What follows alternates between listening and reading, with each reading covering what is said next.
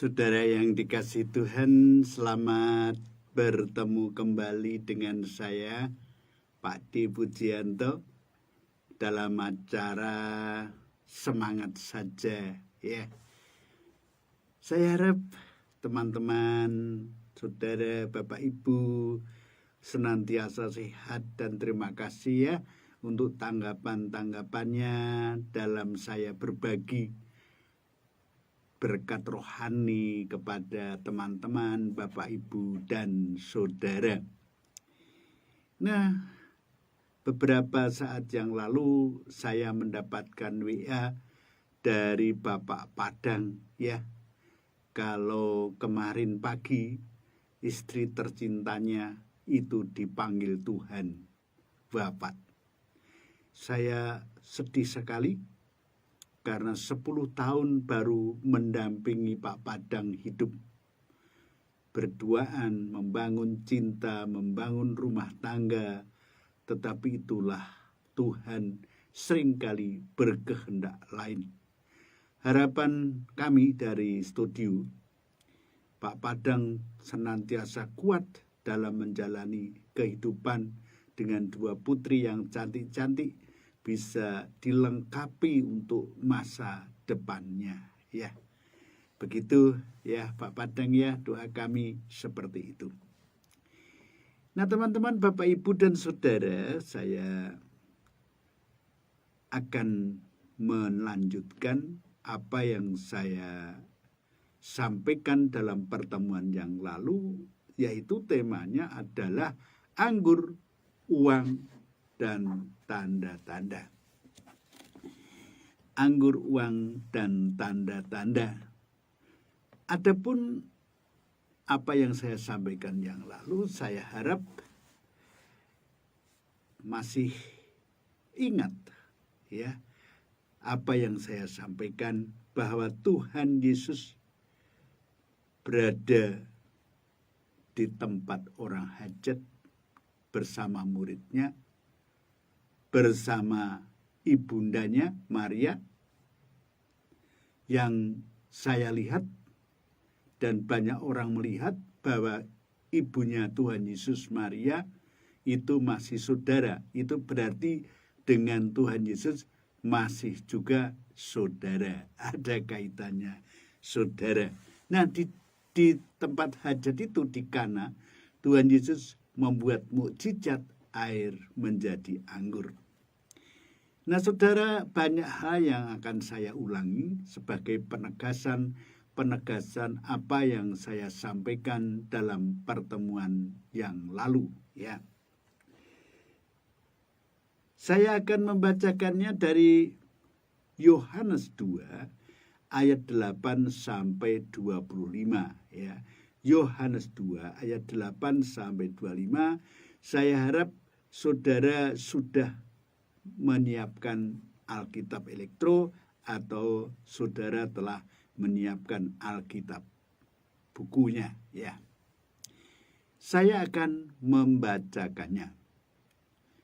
Mbak Yanti, Shalom, selamat datang ya. Rajin Mbak Yanti ini ya. Terima kasih banyak dukungannya Mbak Yanti ya.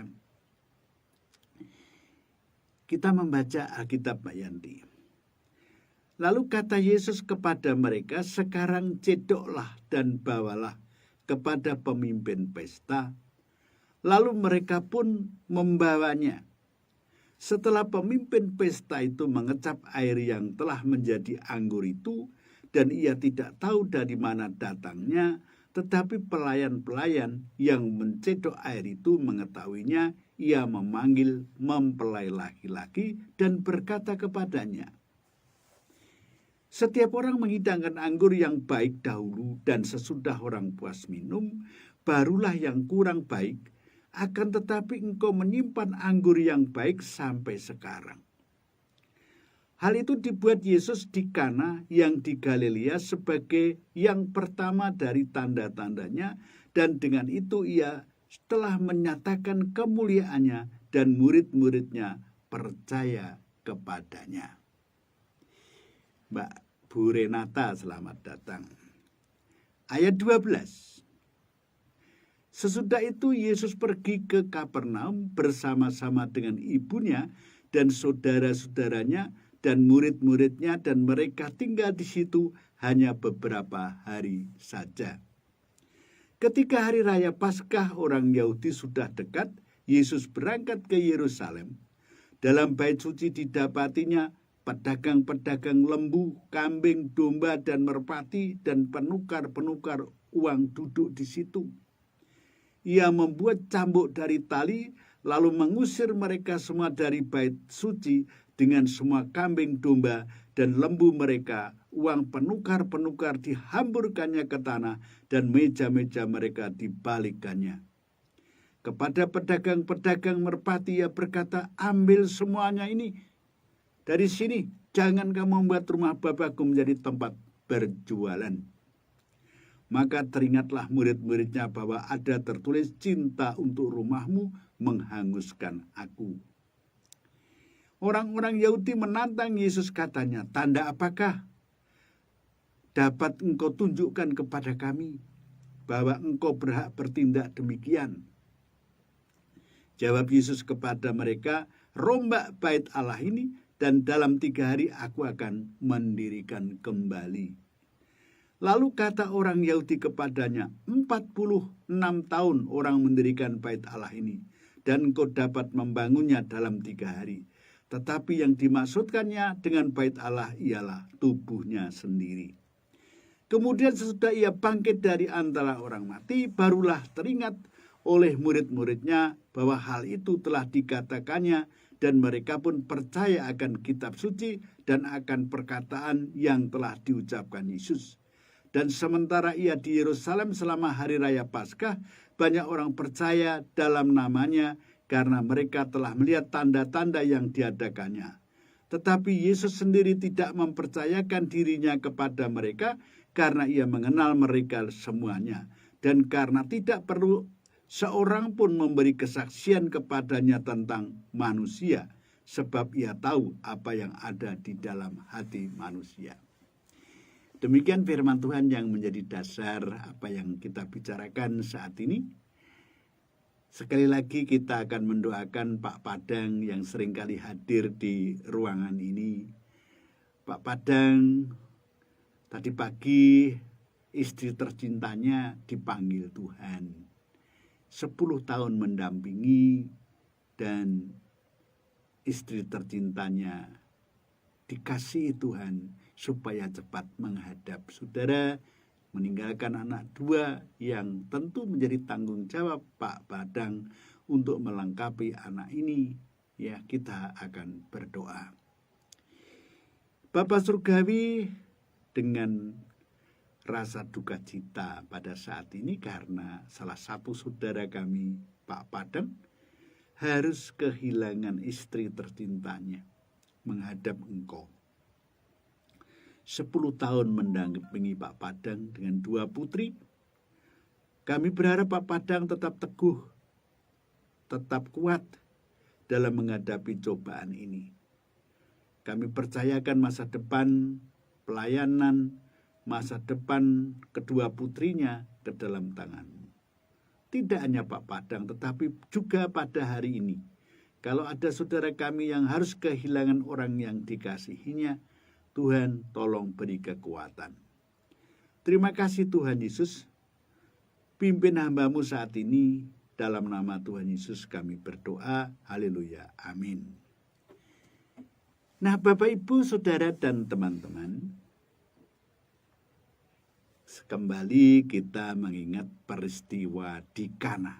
Ya, peristiwa di Kana yang kemarin sudah saya sedikit terangkan kepada Bapak, Ibu, dan Saudara.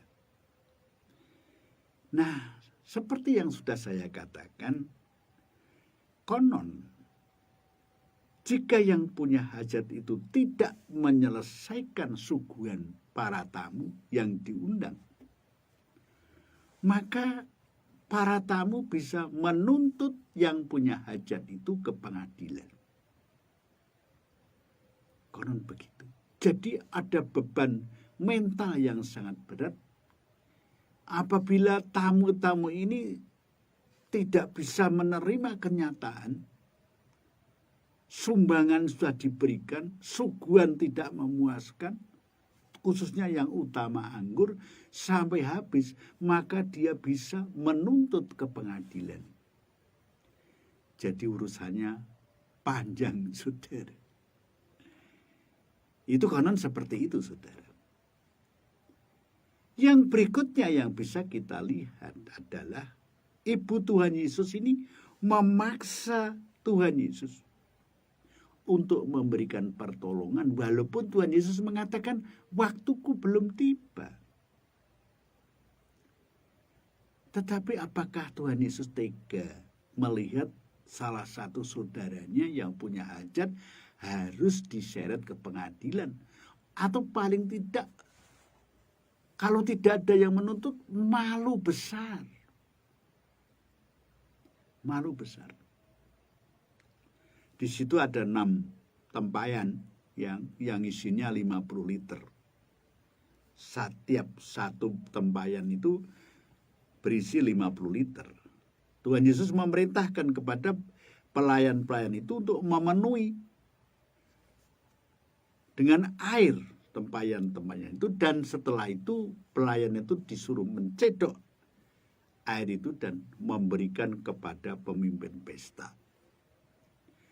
Tidak tahu kapan menjadi anggur. Tidak tahu. Karena setelah diciduk ya masih air, dibawa ke pemimpin pesta. Pemimpin pesta setelah mencicipi anggur itu, maka katanya, setiap orang mengindahkan anggur yang baik dahulu, dan sudah orang puas minum, barulah yang kurang baik. Akan tetapi engkau menyimpan anggur yang baik sampai sekarang. Artinya anggur yang dibuat Tuhan Yesus dengan mukjizat, dengan supranatural itu adalah anggur yang terbaik.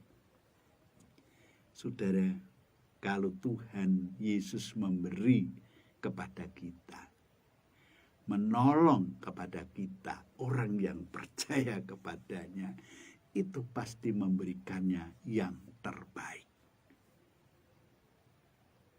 Saudara, saya mengalami ini ya.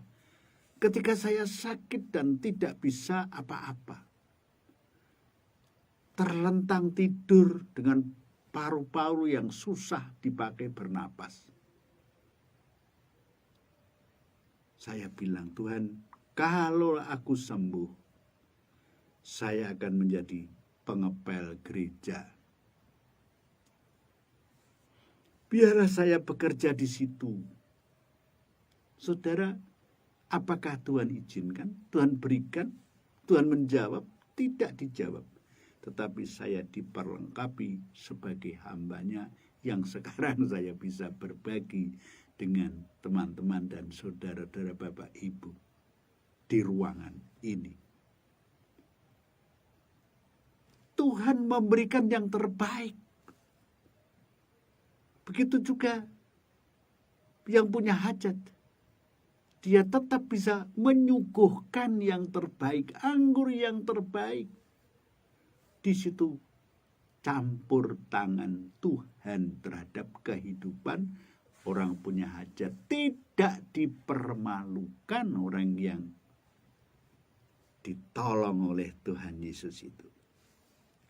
Padahal saudara, untuk menjadikan minuman anggur, itu buah anggur harus menanti sampai buah anggur itu masak. Baru setelah itu diperas, ada alat untuk memeras. Masih perlu waktu untuk menjadi minuman anggur. Prosesnya panjang untuk membuat namanya minuman anggur itu. Tetapi Tuhan Yesus hanya sekali sabda. Maka ada orang bilang Tuhan Yesus itu sabdo dadi. Ya saya setuju itu. Karena apa yang menjadi kata-kata Tuhan Yesus mesti jadi. Tuhan Yesus hanya sekejap mengubah air menjadi anggur. Berbahagialah orang yang percaya kepada Tuhan Yesus yang hidupnya senantiasa disediakan pertolongan dari Dia, dan kalau memberi yang terbaik. Saudara, apa sih tujuannya Tuhan Yesus kok sampai menuruti permintaan ibunya? Apa tujuannya? Sebenarnya yang dilakukan Tuhan Yesus itu juga untuk kemuliaan dirinya. Bahwa tidak ada orang yang bisa melakukan, siapapun, nabi apapun, ya, air menjadi anggur kecuali Dia. Mestinya orang yang melihat itu, wah, ini bukan manusia biasa. Orang yang melihat itu menjadi kagum dan pasti katakan, dia itu bukanlah manusia biasa, dia pasti nabi yang turun di dunia ini. Dan apa yang dilakukan itu paling tidak para muridnya tahu. Artinya bahwa itu juga memotivasi para murid, mendorong para murid untuk memberi diri seutuhnya kepada Tuhan. Para murid semakin tahu siapakah Yesus sebenarnya. Dan itulah yang dikatakan di dalam Yohanes 1 ayat 14. Firman itu telah menjadi manusia dan diam di antara kita, dan kita telah melihat kemuliaannya, yaitu kemuliaan yang diberikan kepadanya sebagai anak tunggal Bapa, penuh kasih karunia dan kebenaran. Bapak, Ibu, dan saudara yang dikasihi Tuhan, banyak orang memperdebatkan apakah anggurnya asli atau bukan. Gitu ya. Tetapi kita diyakinkan oleh pemimpin pesta apa yang dinikmati dan dirasakan bahwa anggur itu yang terbaik. Kalau sekarang ini kan orang-orang itu kan hanya menganalisa ya, dan tidak merasakan. Pelayan kan melihat sendiri. Sudah beribu tahun segini terus orang berdebat. Anggur itu asli atau bukan. Atau rasanya anggur tetapi sebetulnya air biasa. Ya, orang sekarang ini pintar-pintar menganalisa. Terus ujung-ujungnya, wah ini pasti tidak benar. Kok bisa menganalisa seperti itu, bagaimana? Ini kejadiannya ribuan tahun yang lalu. Dianalisa zaman sekarang dengan ilmu zaman sekarang, ya saudara. Nah saudara, itulah yang terjadi di Kana. Sekarang pelayanan Tuhan Yesus pindah dari Kana ini, daerah ini, ke Yerusalem. Dari Kapernaum ke Yerusalem. Ketika hari raya Paskah, saya ulangi, ketika hari raya Paskah orang Yahudi sudah dekat, Yesus berangkat ke Yerusalem. Perayaan Paskah pada zaman dulu itu dirayakan besar-besarnya. Orang-orang yang di luar Yerusalem, yang di dalam Yerusalem pada kumpul di Bait Allah menjadi satu untuk merenungkan peristiwa yang terjadi pada zaman Musa. Itu peristiwa yang tidak bisa dilupakan bangsa ini. Ketika itu bangsa Israel dalam penindasan di Mesir. Mereka minta izin untuk keluar beribadah kepada Tuhan yang Maha Kuasa. Tapi Firaun kan tidak boleh. Yang terakhir ini Firaun mendapat pelajaran. Orang Israel semua diperintah Musa menyembelih domba. Darahnya diminta dibubuhkan di pintu-pintu orang Israel semua. Malam itu malaikat maut mendatangi rumah-rumah yang tidak ada darahnya. Semua yang namanya sulung mati. Jadi timbullah tangisan, kesedihan seluruh negara Mesir. Sehingga Firaun gemetar, takut, dan mengizinkan bangsa Israel keluar untuk menyembah. Dan itu diperingati. Pada waktu itu senantiasa diperingati dengan hikmah, dengan penuh kejujuran, dengan penuh mendekatkan diri kepada Tuhan, dengan penuh ucapan syukur atas keselamatan yang diberikan Tuhan kepada mereka. Itulah yang terjadi sebenarnya. Memang perayaan awalnya itu penuh hikmat dan mengenang keselamatan yang dari Tuhan. Memang mendorong bersyukur di dalam beribadah kepada Tuhan. Saudara, memang kalau orang itu teringat akan pertolongan Tuhan, pertolongan apa saja, maka kalau mengingat itu, ibadah itu menjadi sungguh-sungguh.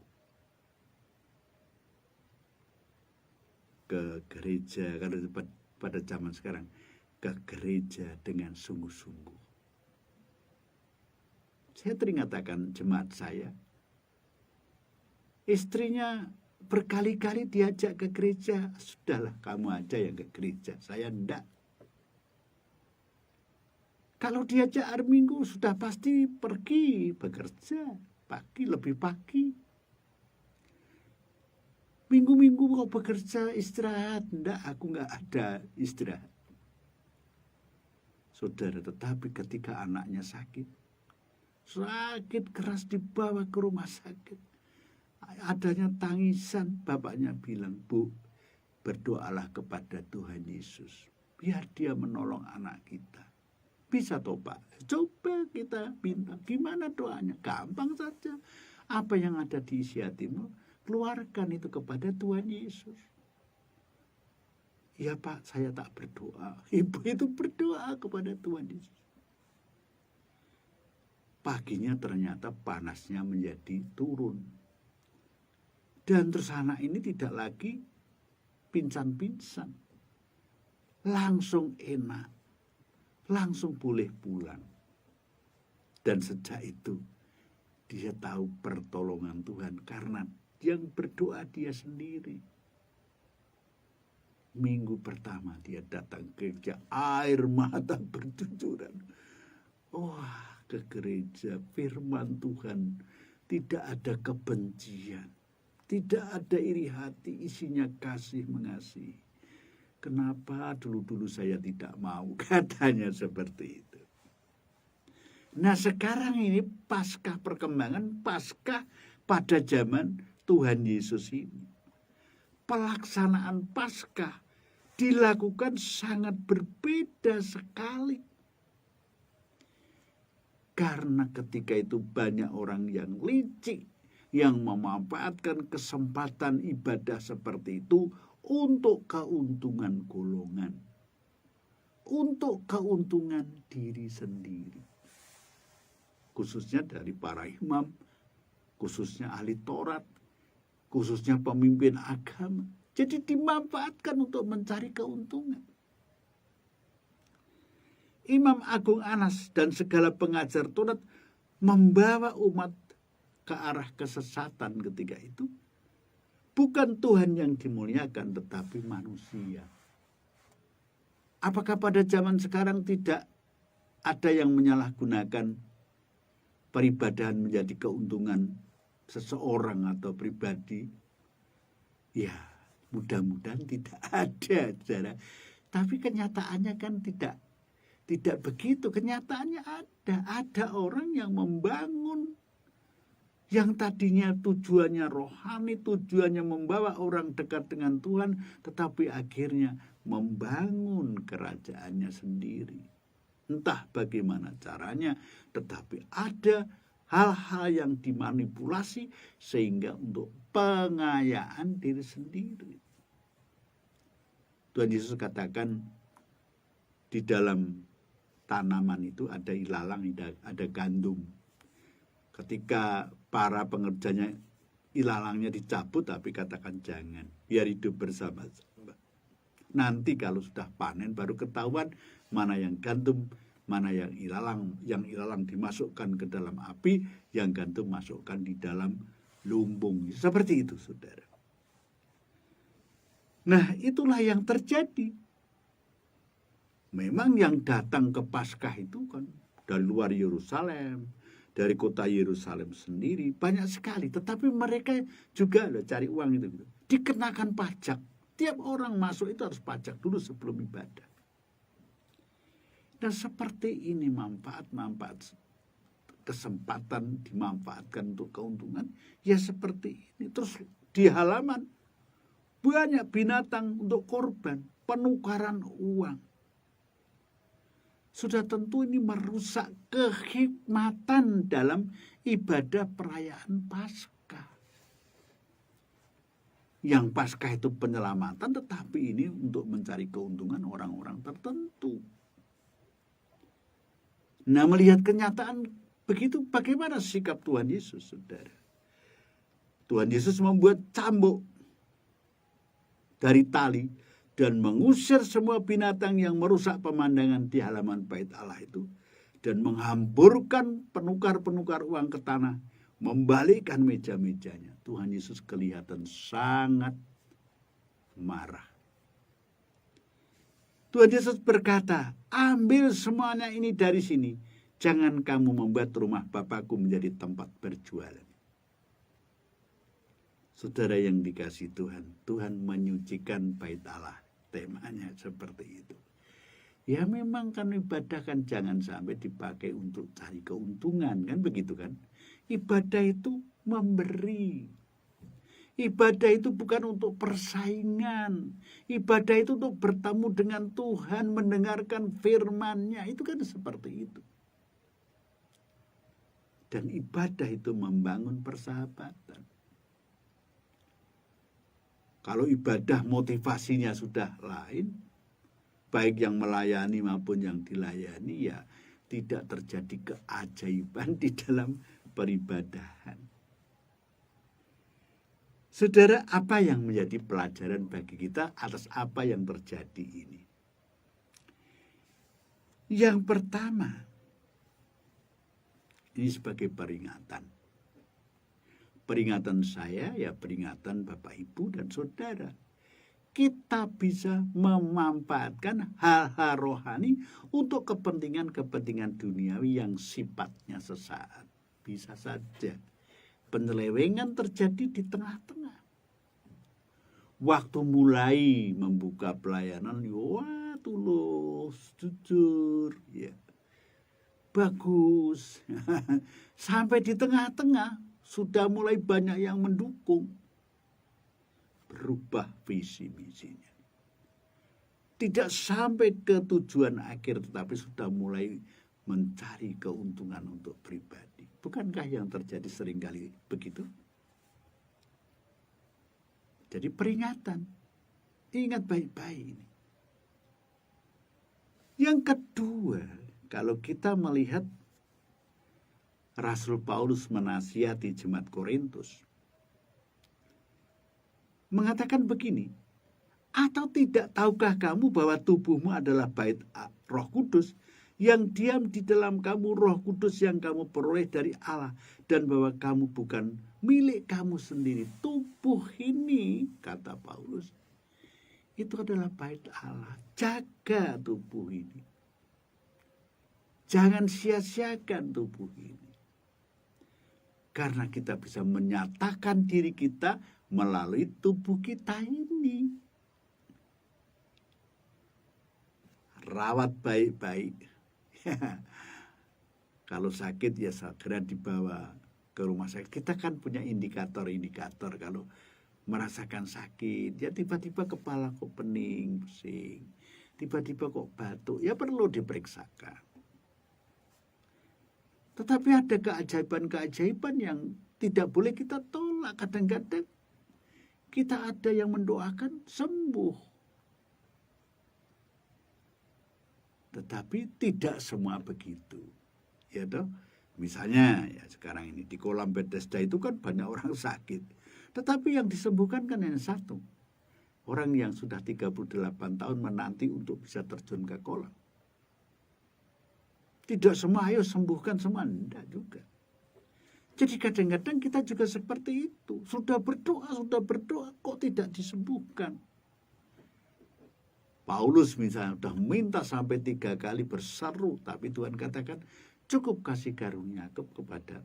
Tidak semua doa kita mesti dikabulkan oleh Tuhan. Oleh karena itu yang penting tugas kita merawat tubuh kita, memperhatikan tubuh kita, karena tubuh kita itu alat penyataan kita kepada sesama, mengenalkan Tuhan melalui tubuh kita ini. Saudara, yang ketiga, dalam menjalani kehidupan sebagai orang percaya, pertolongan Tuhan senantiasa disediakan bagi siapapun yang meminta tolong kepadanya. Seperti orang yang punya hajat, Tuhan menyediakan pertolongan. Dan tentu Bapak, Ibu, dan Saudara punya pengalaman bagaimana ditolong oleh Tuhan. Ya toh? Saya banyak sekali merasakan bagaimana Tuhan tolong saya dengan caranya yang ajaib. Saudara, yang keempat, kadang-kadang pelayanan yang sudah besar justru kita dipanggil untuk melayani hal-hal yang dipandang dunia tidak berarti. Seperti Tuhan Yesus harus mengurusi kebersihan bait Allah, padahal di luar masyarakat sudah menantikan karyanya. Kadang-kadang saya dulu melayani jemaat. Ada 2 jemaat yang harus saya layani, ya. Tetapi tiba-tiba Tuhan memanggil, kamu dipanggil untuk duduk di ruangan yang sempit dan kamu berkhotbah, mengajarkan, menebarkan Injil. Pada waktu awal-awal saya bertanya, siapa yang mendengar saya? Ya. Ternyata cara Tuhan seperti itu. Saya tidak menghadapi jemaat yang banyak seperti pada waktu di gereja. Pekerjaan pelayanan yang terakhir, ya, pekerjaan pelayanan yang kita lakukan dengan sungguh dan tulus membuktikan siapa kita. Tidak cukup dengan pengesahan dari lembaga siapakah kita. Misalnya saya diteguhkan menjadi pendeta, ya. Tidak cukup dengan kertas saja, ya, kertas itu. Tetapi kehidupan saya seperti apa? Pantaskah saya disebut seorang pendeta? Nah, saudara, inilah pelajaran-pelajaran yang boleh kita dapat. Dan kiranya apa yang saya sampaikan menjadi berkat bagi Bapak, Ibu, Saudara, dan semua teman-teman di Facebook ini. Mari kita berdoa. Bapa Surgawi, terima kasih banyak hamba-Mu sudah menyampaikan kebenaran. Kiranya apa yang hamba-Mu sampaikan menjadi berkat bagi saudara-saudara kami ini. Terima kasih Tuhan, dalam nama Tuhan Yesus kami berdoa dan mengucapkan syukur. Amin. Ya. Saya akhiri, sampai ketemu lagi nanti malam minggu dalam bahasa Jawa, ya. Terima kasih Mbak Yanti yang kelihatan seperti ini, ya, yang tidak kelihatan banyak, ya. Kalau tidak menulis rupanya tidak nampak di layar saya, ya. Ya, nanti kalau sudah saya selesai baru ketahuan yang like siapa gitu, ya. Nah, kalau saudara ingin melihat website kami www.pidmedia.net, ya. www.pidmedia.net, ya. Begitu, ya. Atau kalau mau lihat khusus renungan saya, Pagar Pujianto, nanti ketik Pagar akan terlihat semua. Tuhan memberkati.